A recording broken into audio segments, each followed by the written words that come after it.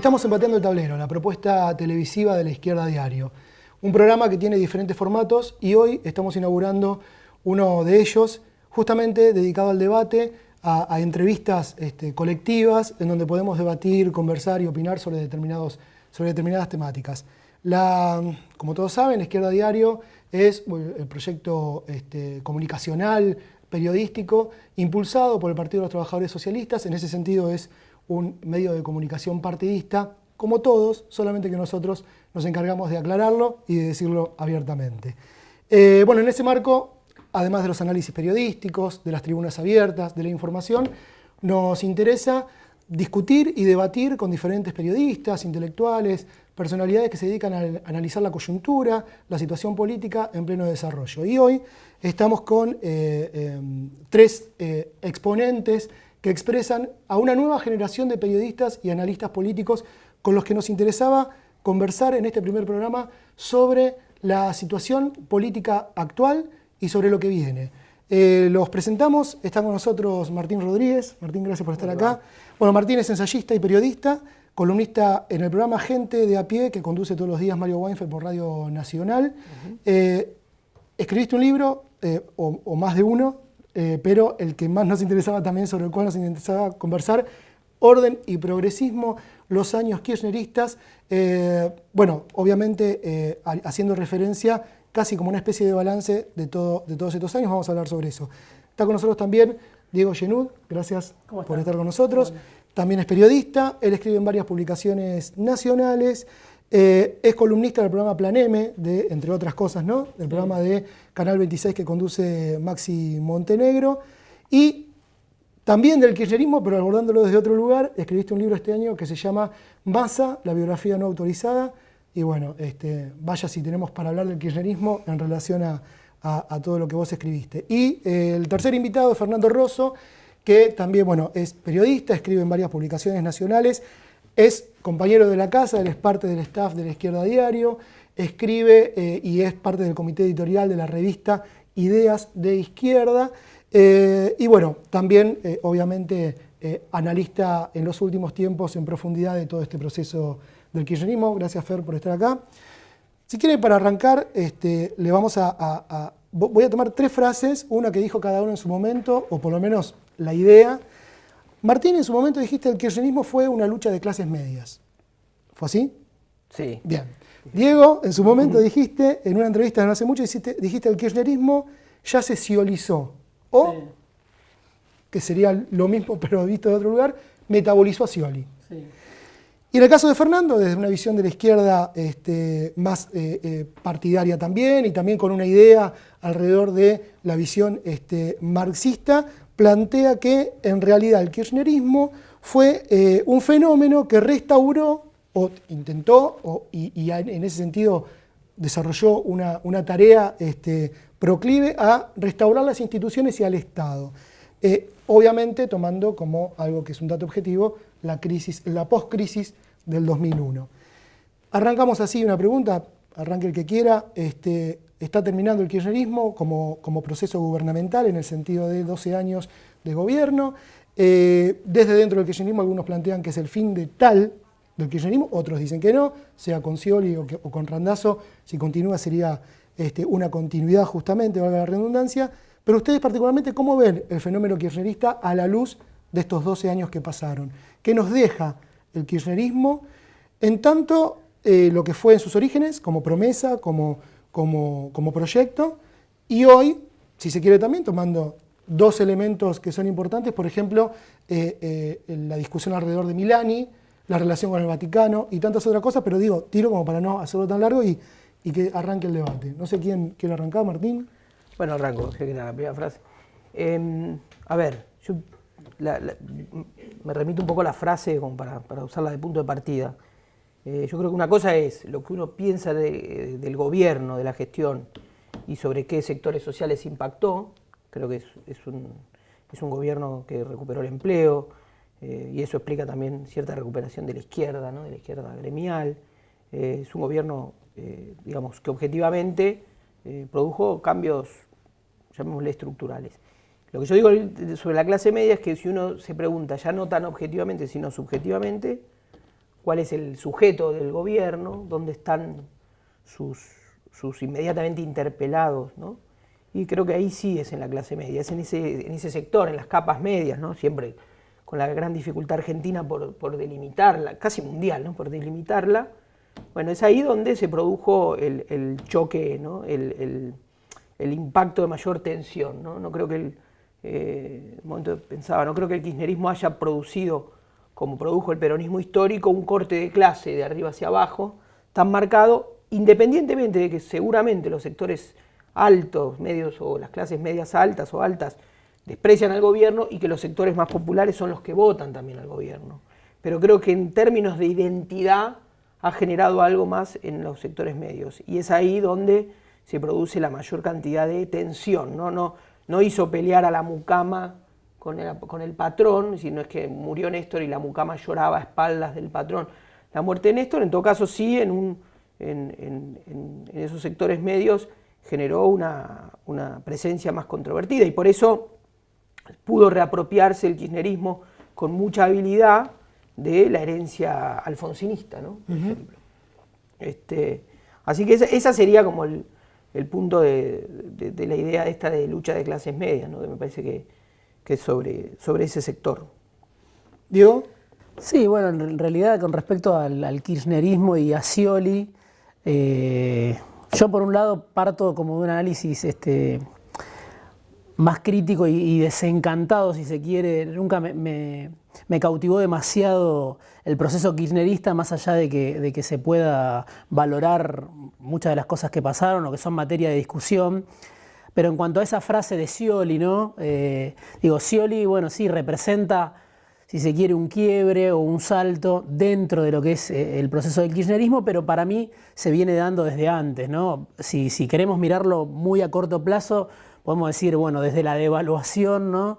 De principio de 2014 para acá, hay todo un giro ortodoxo muy marcado que el kirchnerismo obviamente no lo puede enumerar, ni nombrar, ni poner en primer plano, pero coincido, digamos, a grandes rasgos con un análisis como el que suele hacer la izquierda, en el sentido de, bueno, todas estas muletillas, pero el pago a Repsol, cerrar con el CIADI, bueno, incluso la negociación que finalmente se frustra con los fondos buitres, pero que era parte de ese intento de Kicillof de volver a los mercados, el techo al salario, hay como todo un derrotero que para mí ya es el gobierno de Scioli, por decirlo de alguna forma. Por eso digo, el kirchnerismo ya metabolizó a Scioli en el sentido de que no es el abismo el 10 de diciembre para un kirchnerismo que ya viene de alguna manera legitimando, salvo excepciones, puede suceder, algunos sectores dentro del espacio de Frente para la Victoria, algún dirigente, algún economista, algunas figuras, algunas voces, pero digamos, hacia el debate público eso no aparece como un problema todo esto, que bueno, que de alguna manera es desandar un camino donde el kirchnerismo en algunos momentos de crisis o de conflicto habría, digamos, con medidas impensadas, llámese, bueno, sobre todo para mí la estatización de las AFJP, digamos, que yo creo que es una medida estructural importante del kirchnerismo, quizá la única, digamos, que yo veo.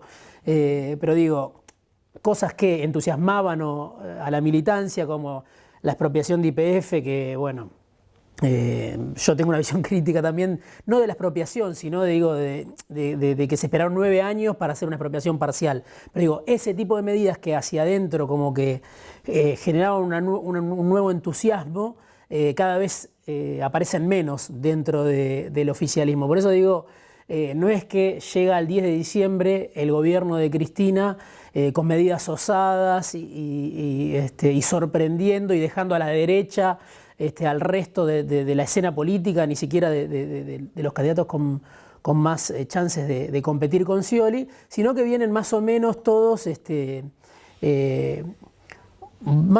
compartiendo el mismo programa. Scioli, Macri, Massa, son variantes, no son lo mismo, por supuesto, lo podemos analizar y discutir, pero de alguna manera hay un programa que ya nació, el programa de la transición, y bueno, yo podría fijar ese programa el día que Kicillof, el gobierno o el gobierno nacional decide la devaluación de 2014, que bueno, es una devaluación de un 23% en un día, pero es un 60% en un año, y bueno, ahora eso no se profundizó, no va hacia una nueva devaluación, el gobierno trata de de llegar así al 10 de diciembre. Pero a eso me refería en cuanto a Scioli, ¿no? A desbaratar un poco esta idea que para mí surge desde el gobierno de, bueno, ahora el 10 de diciembre viene un giro tremendo en la política económica y yo no sé si ese giro vendrá, me parece que ya la transición empezó y que no sé si va a cambiar demasiado con ninguno de los candidatos, incluso con Macri, no sé si Macri va a hacer algo muy distinto en economía, no lo sé, a lo que está haciendo Kicillof. Sí,